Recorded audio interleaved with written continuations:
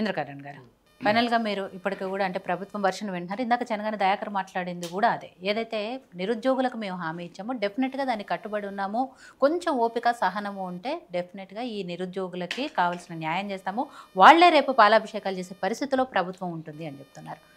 త్వరలో అని చెప్పేసి దాదాపు ఒక 8 నెలల నుంచి అదే మాట్లాడుతున్నారు. ఆ త్వరలో అనే విషయం తీసుకొస్తే ఒక డేట్ చెప్తే మేమే పాలాభిషేకం చేస్తాం కదా. మీకు చెనగాని దయాకర్ అయినా మానవత రాయ్ అయినా వాళ్ళ పొజిషన్ వాళ్ళ పార్టీ బాగుండాలని మాట్లాడతారు. ఎందుకంటే ఈ విషయంలో నిరుద్యోగుల విషయంలో ఎవరు కూడా తలపెట్టే మాటలు మాట్లాడతారు. ఎందుకంటే వాళ్ళకు కూడా హైకమాండ్ నుంచి తనులు వస్తుంది. ఎందుకంటే మీరెవరు మాట్లాడొద్దు దీని గురించి, ఎందుకంటే రేవంత్ రెడ్డి గారు దీనికి కమాండ్ కాబట్టి వాళ్ళు ఏం చెప్తారంటే వస్తున్నాయి అంటే ఎప్పుడు వస్తాయి ఇవి?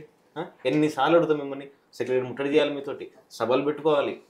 వాళ్ళ నిజంగా బీఆర్ఎస్ వాళ్ళు ఇంత అణచివేత చేయలేదు నిజంగా చెప్పాలంటే. ఎందుకంటే వాళ్ళు చేసిన వాళ్ళు నోటిఫికేషన్ ఇచ్చారు, బట్ లీక్లో నోటిఫికేషన్ ఇచ్చారు, అదొక్కటి వాళ్ళు చేసిన మైనస్. లేకపోతే మళ్ళీ అదే గవర్నమెంట్ వస్తే వాళ్ళు ఇలా వీళ్ళ పరిస్థితి ఎక్కడ ఉండేదంటే వీళ్ళందరూ కాంగ్రెస్ పార్టీని ఖాళీ చేసి బీజేపీ ఎప్పుడో వెళ్ళిపోయారు. సరే, అణచివేత చేయలేదు అంటున్నారు కదా, అట్ ద సేమ్ టైం మీకు కావాల్సిన ఉద్యోగాలు ఆ స్థాయిలో ఇవ్వలేదు అని చెప్పారు కదా, అందుకే పోరాటం చేశారు, వాళ్ళని గద్దె దింపారు, వాళ్ళని ఎక్కించుకున్నారు. మరి ఆ 10 ఏళ్లలో ఏ రోజు మీరు రోడ్డు మీదకి వచ్చి పోరాటం చేయలేదు, మాకు ఇన్ని ఉద్యోగాలు ఇవ్వండి అని? అదే కదా ఇవాళ కాంగ్రెస్ పార్టీ వాళ్ళు కూడా అడుగుతున్నారు. 10 ఏళ్లలో మీరు ఏ రోజు అడగలేదు. మీరు ఇస్తే ఆశించిన స్థాయిలో ఇవ్వలేదని కదా మిమ్మల్ని ఓడగొట్టారు. వాళ్ళే చెప్తారు కదా ఆ విషయాన్ని, ఓడగొట్టారని. అందరు కలిసి ఓడగొట్టారు, అది కాదలేదు సార్, అందరు కలిసి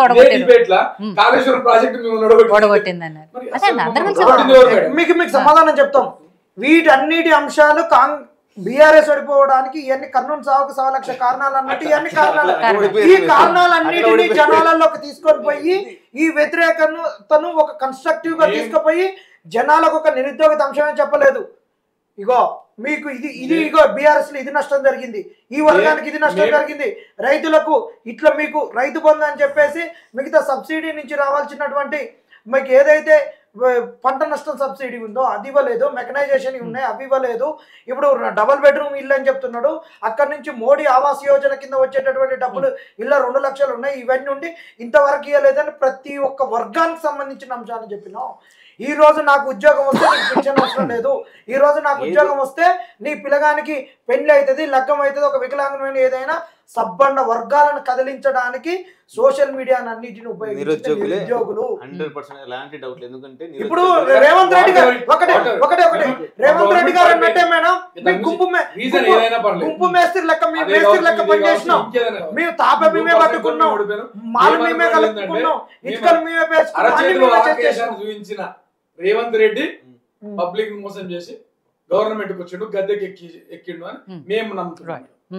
సో జనార్దన్ గారు, ఫైనల్ గా మీరు మేము ఒకటే చెప్పదలుచుకున్నాం మేడం. నిజంగా ఈ కాంగ్రెస్ ప్రభుత్వం అనేటువంటి మేము ఓపెన్ చెప్తున్నాం, అన్ని మీరే ఇచ్చిర్రు, ఆ క్రెడిట్ కూడా మీకే ఇస్తున్నాం, అన్ని చిక్కులు చేసేసారు, అన్ని తీసేసారు, 60,000 ఉద్యోగాలు ఇచ్చినాం. మీ రేవంత్ రెడ్డి గారు మన ముఖ్యమంత్రి గారు గౌరవ ముఖ్యమంత్రి గారు అంటున్నారు, మీ పార్టీ నాయకులు అంటున్నారు, మానందరికి ముఖ్యమంత్రి మీ పార్టీకి నాయకుడు. అన్ని చిక్కులు అన్ని పోయినాయి, ఇంకా 60,000 కూడా అన్ని మందికి పుట్టిన వాళ్ళని కూడా మీ అకౌంట్లో వేసుకోరు, దానికి కూడా మేము ఫుల్ ఫ్రీడమ్ ఇస్తున్నాం, అయిపోయింది. ఇంకా 1,40,000 ఉద్యోగాలు ఎప్పుడు ఇస్తావు? 1,40,000 ఉద్యోగాలు, ఇది కావాలి క్లారిటీ, ఇది అన్నిటి లీగల్ డాక్యుమెంట్స్ అన్నీ ఉన్నాయి. ఇంకొకటి, అన్ని పార్టీలను అడుగుతున్నాం, మీరు మాకు సింపతి చూపియక్రి, మా వేదికల మీదకి మేము కొట్లాడి తెచ్చుకున్నాక మాకు ఎవరు డబ్బులు ఇవ్వట్లేరు, నిన్న పెట్టిన సభకు అయిన దానికి క్రెడిట్ కార్డులు వాళ్ళని నన్ను బదిలీ ఆడుకొని ఇచ్చినాం, ఇప్పుడు అకౌంట్ లో మా చేతుల నుంచే పెట్టుకున్నాం, కాంగ్రెస్ వాళ్ళు ఎవరు ఏమి ఇవ్వలేదు. ఇంకోటి చెప్తున్నాం, వీడు ఇంకొక అంశం చెప్పినాక మా కన్క్లూజన్ ఇస్తాం. ఇదే గ్రూప్ 1 కు సంబంధించినటువంటిది వీళ్ళు ప్రెస్ మీట్లు పెట్టించి 1:1 ప్రెస్ మీట్లు పెట్టించి పోలీసుల పహారాలను పెట్టించి మేము వస్తామని చెప్పించి కవింపు చర్యలు చేస్తూ ఎస్బీ వాళ్ళకు ఇంటెలిజెన్స్ వాళ్ళకు అందరికి చెప్పించి వీళ్ళు ఎందుకు చేపిస్తుర్రో ఒక ప్రిజుడిస్ లో ఉన్నప్పుడు వాళ్ళతోటి ఇది న్యాయబద్ధంగా జరిగింది, పారదర్శకంగా జరిగింది, ఇంటిగ్రిటీతో జరిగిందని ఎట్లా చెప్తారు మేడం? మేము దాని గురించి ఎక్కువ కామెంట్ ఈ స్టేట్మెంట్ ఎట్లా ఇస్తారు? అది నేను జనార్దను చెప్పడు, ఇందిరా చెప్పడు, ఎవరు చెప్పరు, జడ్జి గారు చెప్పాలి. ఇచ్చినటువంటి ఆర్గ్యుమెంట్లు జరిగినాక వాళ్ళు ఎట్లా చెప్తారు? టీజీపీఎస్సీ అనేటటువంటిది నిర్వహణలో తప్పు చేసింది, 10, 16 మంది వచ్చిర్రు, ఎక్కువ వచ్చిర్రు, ఒక పిఎంఎల్ ఇవ్వలేదు, జనరల్ ర్యాంకింగ్ లిస్ట్ ఇవ్వలేదు, సెంటర్లలో వాళ్ళే యూపీఎస్సీలో రాసినాం, అన్ని పరీక్షలు రాసినాం అని చెప్పారు, ఉద్యోగాలు మేము వదిలిపెట్టి వచ్చిన అనుకున్నాం. ఇవాళ సెంట్రల్ గవర్నమెంట్లో బ్యాంకింగ్ కానీ, ఆర్ఆర్బి కానీ, ఏదైనా కానీ, ఎస్ఎస్సి సిజిఎల్ కానీ, ఎస్ఎస్సి మన 10+2 లెవెల్లో ఉండేటటువంటి ఎగ్జామ్ కానీ, ఏదైనా కానీ, సిహెచ్ఎస్ఎల్ కానివ్వండి, అన్నిటిలో ప్రతి దాంట్లో మినిమం 2 టైర్ ఉంది. వాళ్ళు ఒక టైర్కు ప్రాథమిక పరీక్షకు ఒక హాల్ టికెట్, మెయిన్ పరీక్షకి ఇంకొకటి, ఇంటర్వ్యూకి ఇంకోటి తీసుకున్నారా? వీటన్నిటిని వీళ్ళు చేస్తూనే పరీక్షలు రాసి ఉద్యోగాలు చేసి వీళ్ళందరూ ఏ అథారిటీతో వస్తారో ఆ అథారిటీని ఎవరు చెప్పిస్తున్నారు? ఎందుకు ఇంత మోసం చేస్తున్నారు? ఇది చాలా దగ్గ. ఒకటే అన్ని పార్టీలను అడుగుతున్నాం, మీకు మా లిప్ సింపతిలో వద్దు, ఏదొద్దు, మీరు మాకు సహకరించిందని మీకు కృతజ్ఞతే. ఇప్పుడు మాకు ఉద్యోగాలు కావాలి. ఇప్పుడు కాంగ్రెస్ ఇచ్చినటువంటి ఉద్యోగ నోటిఫికేషన్లో స్థానిక సంస్థల ఎన్నికలలో BJP, BRS, CPM, CPI, BSP ఇంకా మిగతా రిజిస్టర్ అయిన పార్టీలు నిరుద్యోగులకు మీరు మద్దతు ఇవ్వండి, మాకు ఉద్యోగాలు వస్తాయి. మాకు ఉద్యోగాలు రావాలని మీకు నిజంగా కోరుకుంటే ఈ ఉద్యోగ నోటిఫికేషన్లో మాకు సహకరించండి. గతంలో బీఆర్ఎస్ పార్టీ సరే సార్వత్రిక ఎన్నికల్లో కానివ్వండి, లేకపోతే లోకల్ ఎలక్షన్స్లో రైతులు పెద్ద ఎత్తున నిరసన తెలుతూ వాళ్ళకి వ్యతిరేకంగా నామినేషన్స్ చేసిన సందర్భాలు ఉన్నాయి. ఇవాళ నిరుద్యోగుల నుంచి కాంగ్రెస్ పార్టీ ఆ పరిస్థితి ఎదుర్కోబోతోంది రేపు లోకల్ ఎలక్షన్స్లో అనేది వాళ్ళు చెప్తున్నారు. దాంతోపాటు మీరు జూలై 4న ఏదైతే సెక్రటరియట్ ముట్టడి అంటున్నారో దానికి సంబంధించి ఏం ప్లాన్ చేసుకుంటున్నారు? ఇప్పుడు వాళ్ళు ముట్టడిలు అనగానే మమ్మల్ని ఇక్కడ ముట్టడిస్తారు. ఆఫ్ కోర్స్ ఈ రోజు మీ కాడ నుంచి అరే పర్మిషన్ వచ్చినాక ఇక్కడి నుంచి పోతుంటే పోలీసు వాళ్ళు తిరుగుతుంటే వేరే రూమ్ లో పోయి ఉండాల్సి వచ్చింది. 12 దాకా స్టేజ్ మీదనే తాక్కోవాల్సిన పరిస్థితి వచ్చింది.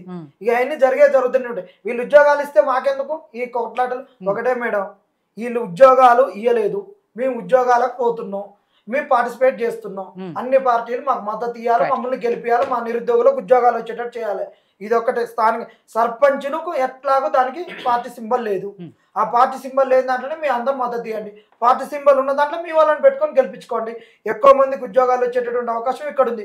ఇంకా మీరు హృదయం పెద్దది చేసుకొని ఎంపీటీసీ, జెడ్పీటీసీలలో కూడా మా నిరుద్యోగులకు మీరు ఇంకా మద్దతు ఇస్తే ఇంకా మంచిది. నాగేష్ గారు, ఫైనల్ గా మీరు చెప్పండి. రేపు స్థానిక సంస్థల ఎలక్షన్స్లో ఏదైతే ప్రాబ్లం ఎదుర్కోవాల్సి వస్తుందో నిరుద్యోగుల నుంచి అని చెప్తున్నారో, కాబట్టి ఇప్పటికైనా ప్రభుత్వం సరే వాళ్ళు నిజంగా అలా చేస్తారు కాబట్టి